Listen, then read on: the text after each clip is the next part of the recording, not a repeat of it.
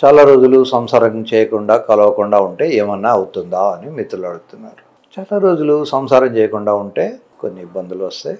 యూజువల్గా ఈ సంసారానికి ఆల్టర్నేట్ మ్యాస్టర్బేషన్కు అలవాటైపోతారు. ఒకసారి మ్యాస్టర్బేషన్కు బాగా అలవాటైపోతే సంసారంలో సుఖం ఉండదు. కొద్దిపాటి 15 రోజులు నెల రోజుల్లో కలవకపోయినంత మాత్రాన పెద్దగా నష్టం ఏం లేదు. కానీ నెలల తరబడి కలవకుండా ఉంటే యూజువల్గా అబ్బాయిలు తమ మ్యాస్టర్బేట్ చేసుకుంటారు, అమ్మాయిలు కూడా మ్యాస్టర్బేట్ చేసుకుంటారు.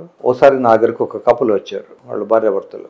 అతను సంసారం చేయగానే పరిగెత్తుకొని బాత్రూంలోకి వెళ్తాడు. ఈమెకు ఒకసారి డౌట్ వచ్చేసి అతను బాత్రూంలోకి వెళ్ళగానే ఈమె సెల్ ఫోన్ ఆన్ చేసి వీడియో రికార్డ్ చేశారు. అతను బాత్రూంలోకి వెళ్ళి అక్కడ మ్యాస్టర్బేట్ చేసుకుంటున్నాడు.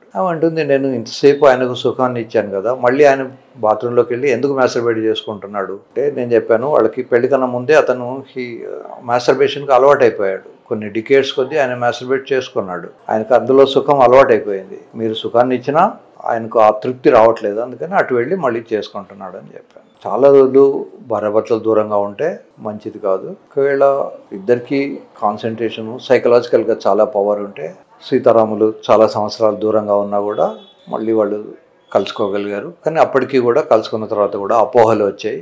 రాముడు కూడా సీతమ్మవారిని అడవిలో వదిలేశారు.